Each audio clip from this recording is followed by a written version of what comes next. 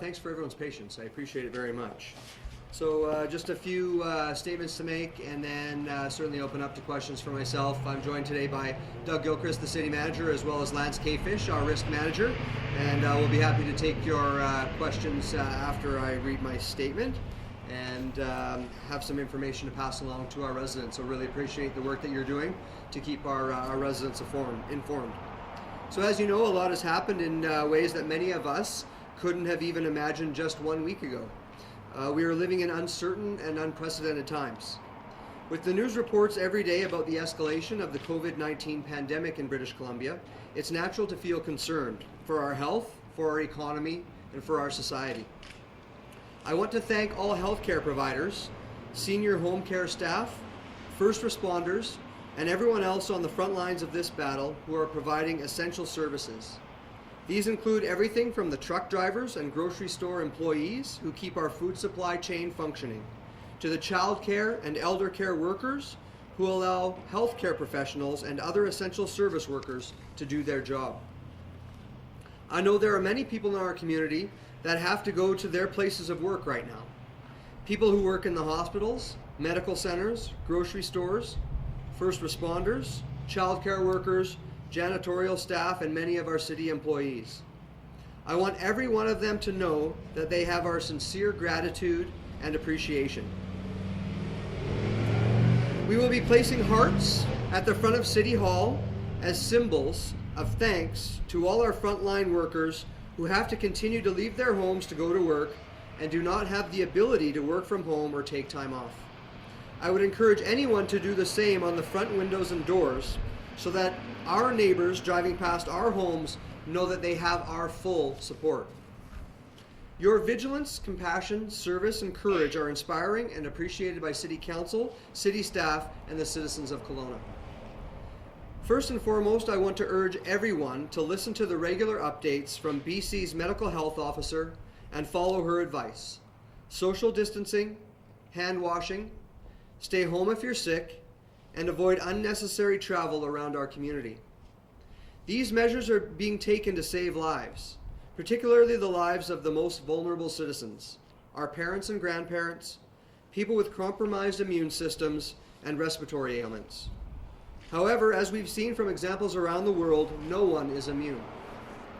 Of course, there are serious consequences of these unprecedented necessary measures, and more measures might be coming.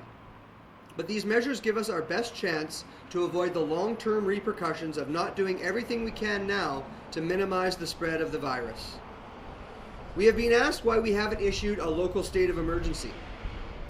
The answer is that the broad powers granted under the provincial state of emergency are addressing the immediate needs in our community for safety and compliance with the medical health officer's orders. I fully endorse the advice on public matters announced by Dr. Bonnie Henry, BC's medical health officer. I am also happy to keep you up to date about information on how the City of Kelowna is following those medical health orders and recommendations to safeguard our employees and our citizens' health. Numerous city-owned facilities and buildings are closed to the public, and on Friday we started to offer city services remotely and by appointment only in the best interests of the public and staff. Kelowna International Airport, Glenmore Landfill, and RCMP Police Services front counter remain open to the public with precautionary measures in place to protect staff, and the City Yards warehouse remains open for deliveries only. Those city staff who can work from home are now doing so to maximize social distancing. Measures have also been taken to ensure social distancing at council meetings and to encourage people to use online services. The April 7th public hearing is cancelled. Effective immediately, all 81 city playground and all outside exercise facilities are closed. That includes tennis courts, pickleball courts, basketball courts, and other places where groups gather. For now, open spaces and walkways will remain open, but should users of these spaces not practice distancing, we will be forced to take further action. This also applies to businesses that are still allowed to remain open. Further action will be taken for those that are not compliant with the provincial medical health officer's order to keep people apart. Given the serious economic consequences of this pandemic, the city is looking into what we can do to ease the financial strain on businesses and residents. We will report out on any assistance we can provide when that's in place. For now, transit fares will be waived for the next 30 days as passengers use rear door boarding, and senior staff have been asked to look at ways to reduce the city's 2020 budget. And this afternoon, Council will be reviewing proposed parking fee reductions. The province has jurisdiction over property tax deferrals, and the City of Kelowna expressed our support to the province last week for the expansion of those deferrals. The federal and provincial governments had devoted billions of dollars to help employers and employees to weather this storm. The best provincial source for information about business support is gov.bc.ca. The federal parliament is reconvening tomorrow to discuss getting its economic stimulus package into place. Last week, the federal government announced $27 million in emergency aid for workers and $55 billion in tax deferrals. They are also working to retool industry to ensure hospitals have the equipment that they need.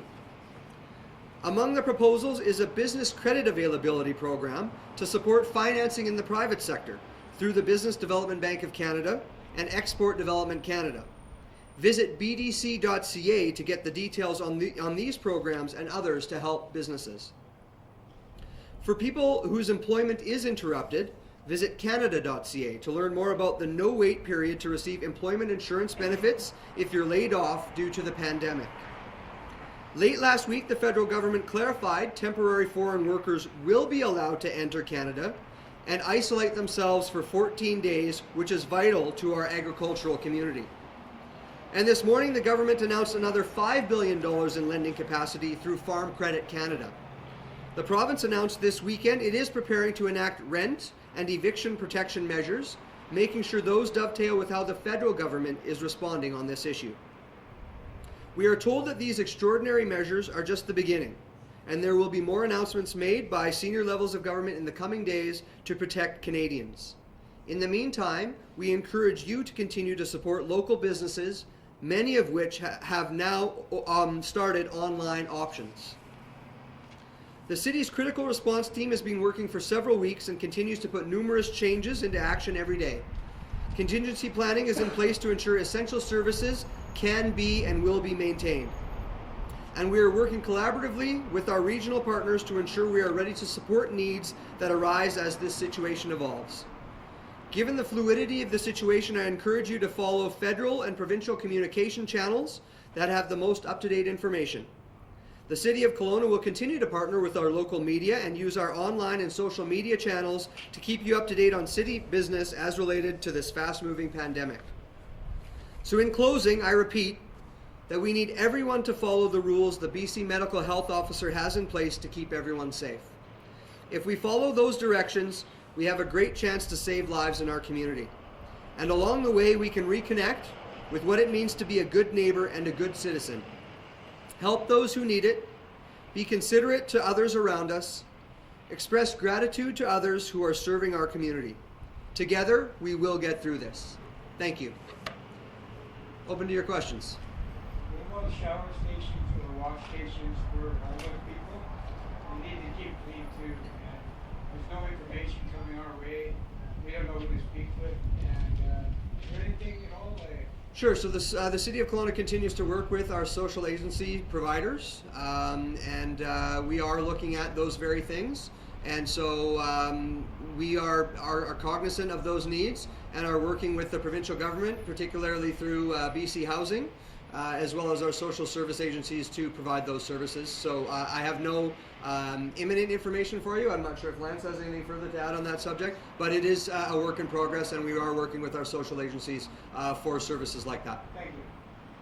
We're getting pictures, inundated with photos of Kelowna residents still gathering. I know your National Dance Day should help alleviate some of that. But if people continue to cooperate, if people continue to ignore the recommendations, I realize it's provincial, federal jurisdiction, but what is the city prepared to do? Are you prepared to take the next step to eliminate that from happening? And if so, what is that next step? So again, we encourage people to follow the advice, the recommendations, the orders of the BC Medical Health Officer. And under the provincial emergency powers, our local RCMP do have the ability to go and break up clusters or groups of people who are not adhering to those rules. They have the ability to go to local businesses that are still operating but not follow those rules. So under the provincial emergency powers, our local law enforcement does have the ability to act if they receive reports of people who are not following the recommendations of Dr. Bonnie Henry. Yeah. A lot of people are think that themselves or a family member might have it and would like to conveniently be tested to reassure themselves or act accordingly. Are you doing anything to advocate for greater accessibility of testing in this community?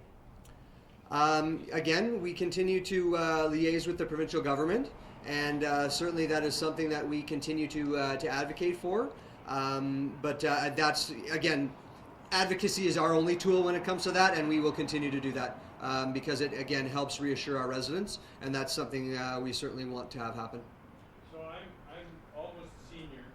I've been illegally forced out of my home since March 1st. And I've been trying to fight through the right channels to get back into a home. How long before the court system is operational? Where do I get help? Sure. So the provincial government would be your best source of information there, sir, because the City of Kelowna, we don't.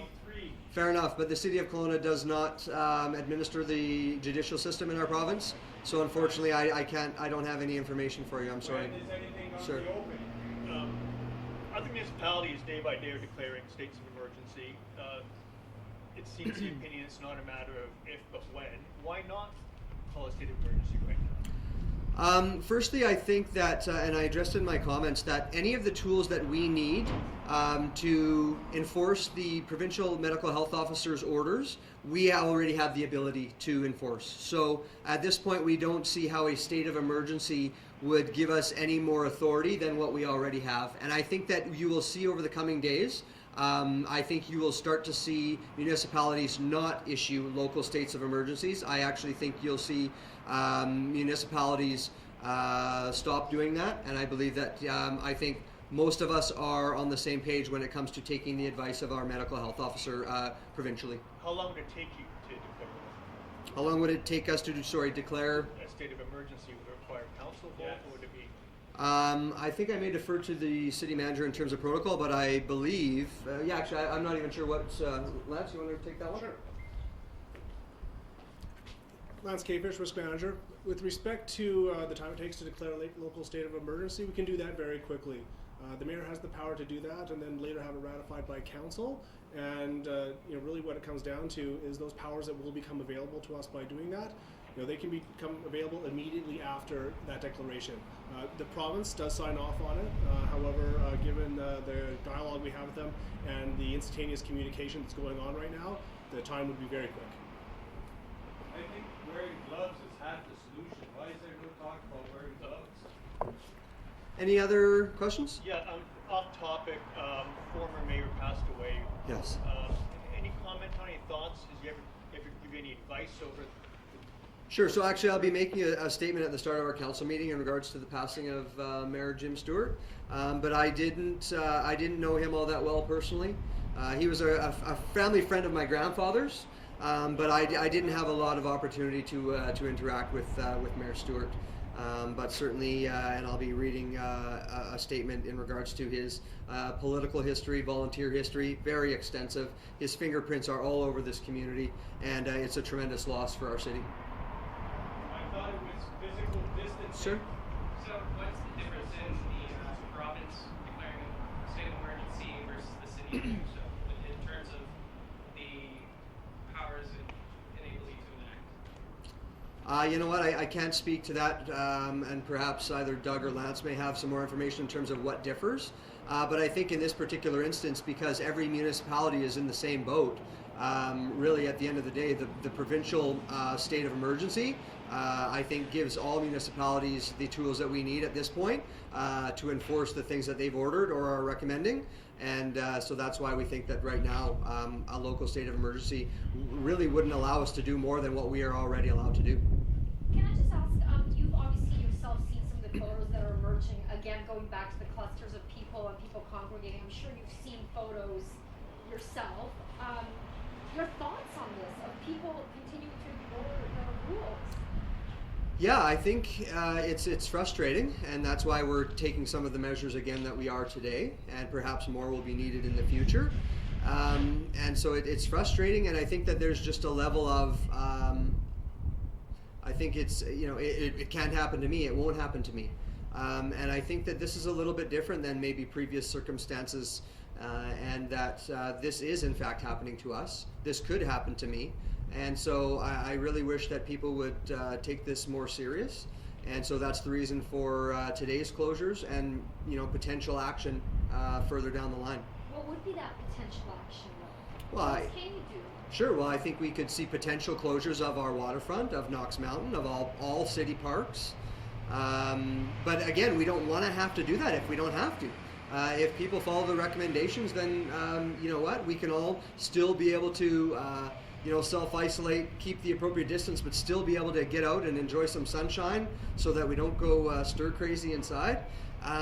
But at the end of the day, if people can't adhere to those, we may need to take further action, and that would be really unfortunate, but it may be an ultimate next step.